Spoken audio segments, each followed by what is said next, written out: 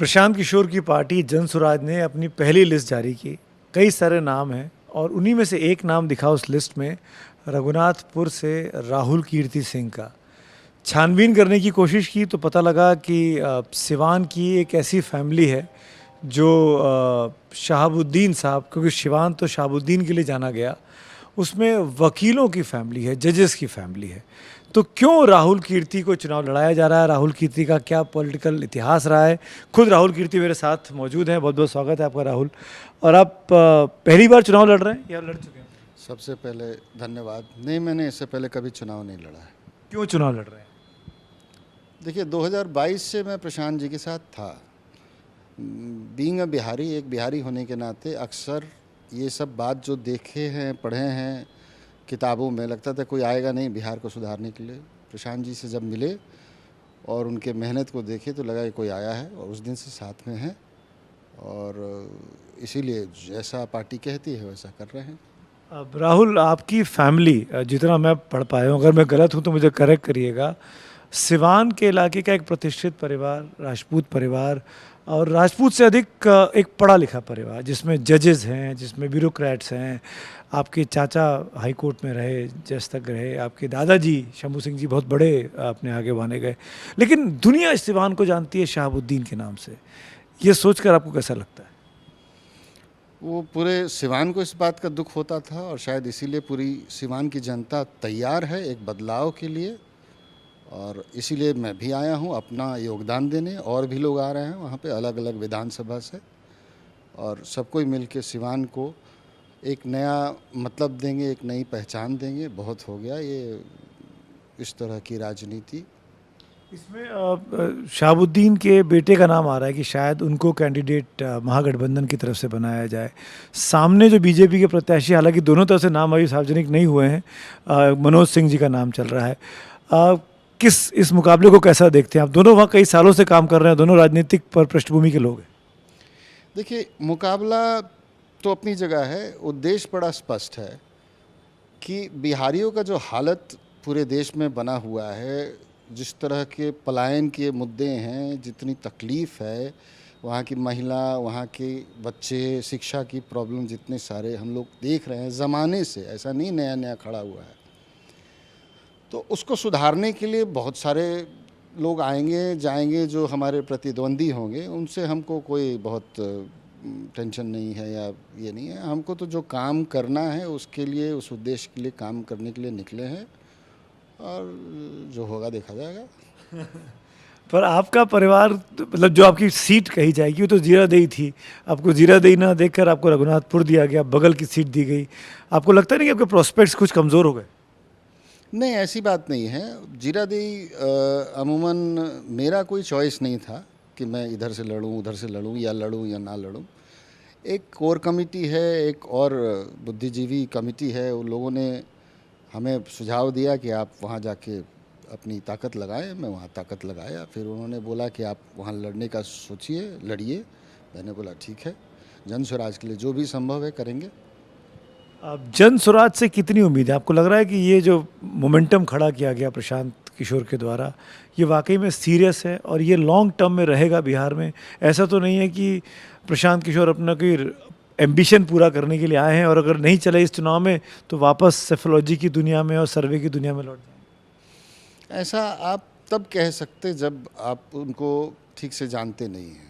3 साल मैंने तो किताबों में बड़े बड़े रेवोल्यूशन कह लीजिए, बड़ी बड़ी बदलाव की प्रयास कह लीजिए, वहाँ भी नहीं देखा है कोई 3 साल पदयात्रा किया हो। उस एनर्जी को अगर आप समझेंगे तो ये समझ में साफ साफ आ जाएगा कि ये कोई 2-4 दिन का ऐसा मकसद नहीं है जो होगा नहीं। तो अब लगे हैं तो लगेंगे। और जहाँ तक रिज़ल्ट और परिणाम का सवाल है, आई एम श्योर हर कोई अजीब अजीब डेटाज देते हैं, बट मैं जितना ग्राउंड में देख रहा हूँ, जितना लोगों के मन को समझ रहा हूँ, भावनाओं को समझ रहा हूँ, एक आंधी आने वाली है। अब कुछ दिन की बात है, हम लोग सब देख लेंगे क्या आती है। 2-3 चीज़ें जानना चाहूँगा मैं आपसे और राहुल, और ये कि सबसे बड़ी चीज़ जो आप एड्रेस करना चाहेंगे, जो आप क्योंकि आप पॉलिटिक्स में आए हैं, आप कुछ सोच के आए होंगे कि मुझे ये काम करना है, तो ऐसे 1-2-3 काम जो आप अपने लिए अपने साख के लिए और अपने सिवान के लिए करना चाहेंगे या रघुनाथपुर के लिए करना?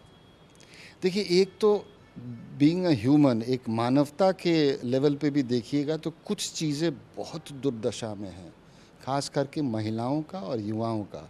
युवाओं के लिए कह लीजिए तो शिक्षा सबसे पहले, उनको मार्गदर्शन करना। कई बार आप देखेंगे कि कोई बच्चा पढ़ लिया है जिस भी तरीके से, अब उसको समझ में नहीं आ रहा है कि करना क्या है।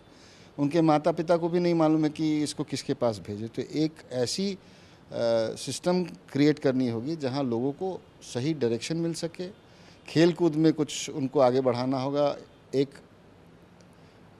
डायनेमिक वे में, एक अच्छे तरीके से, ऐसे बोलने से नहीं कि ये कर देंगे वो कर देंगे। हर पंचायत कह लीजिए, हर ब्लॉक कह लीजिए, कुछ एक सिस्टम क्रिएट करनी होगी। युवाओं को रोज़गार का सबसे बड़ा मुद्दा है। यहाँ महिलाओं का देखते हैं तो एक बड़ी अजीब विडंबना है। महिलाओं को सबसे ज़्यादा समझ में आ रहा है प्रशांत जी की बात। ये पहली बार मैं देख रहा हूँ समाज में, राजनीति को भूल जाइए, तो महिलाओं को ये बात बहुत कस के समझ में आ रहा है और भावनाओं से वो बहुत ज़्यादा जुड़ चुकी हैं इस बात को लेकर। और उनके लिए अगर आज कोई सही मायने में सोच रहा है तो जनस्वराज सोच रहा है। तो एक आखिरी चीज़ और राहुल, अब बिहार के लिए कहा जाता है कि बिहार में तो कास्ट इज़ दी फैक्टर, धर्म भी नहीं चलता, कास्ट चलती है। और प्रशांत किशोर या जनस्वराज जो बातें कर रही है वो कास्ट से अलहदा बातें कर रही है, वो सबको साथ लाने की बातें कर रही है। आपको लगता है कि बिहार का वोटर इस बार वो मैच्योरिटी दिखाएगा? ये देखिए, प्रशांत जी ने इसको पहले भी बताया है, डिफाइन किया है। जब भी कोई मुद्दा समाज में सामने आता है जो लोगों को दिल से छूता है, उस समय लोग कास्ट को भूल जाते हैं। आप जेपी मूवमेंट ले लीजिए, और भी सरकारें अभी हाल फिलहाल में जो आई हैं उनके मुद्दों के कारण आई हैं। और ये मुद्दा अपने आप में पलायन का हो गया, चाहे शिक्षा की हो गई, और बहुत सारी बातें जो प्रशांत जी ने लिखा है 7 तरीके का, वो काफ़ी है लोगों को समझने के लिए कि बहुत हो गया जात और धर्म। अब बिहार को आगे बढ़ाने का एक ही तरीका है, इन सब चीज़ों को पीछे छोड़िए और सही मार्ग पकड़ा जाए। मिलजुल के हर जाति धर्म पूरे समाज को एक साथ आना होगा। आखिरी में, आप सिवान में हैं, रघुनाथपुर सीट है आपकी, शहाबुद्दीन से, उनके बेटे से, उसामा से आपका मुकाबला एंटिसिपेटेड है। बाहुबलियों की सीट है, आप पढ़े लिखे परिवार से आ रहे हैं, चिंता तो नहीं हो रही है, कुछ डर तो नहीं है? बाहुबली किस डेफिनेशन से लोग वहाँ सोचते हैं मुझे नहीं मालूम। बाहुबली अगर सही में बहुत बड़े बाहुबली हैं तो चले जाएं दिल्ली, मुंबई, और वहाँ बिहारियों का क्या हाल है उसको जाके देखें, समझ में आएगा बाहुबली क्या होता है। अब बिहारियों को थोड़ा सम्मान दिलाइए, उनको थोड़ा तरीका दीजिए, रोजगार दीजिए। किस बात का बाहुबली? मेरे को नहीं समझ में आता किस बात के बाहुबली की बात हो रही है।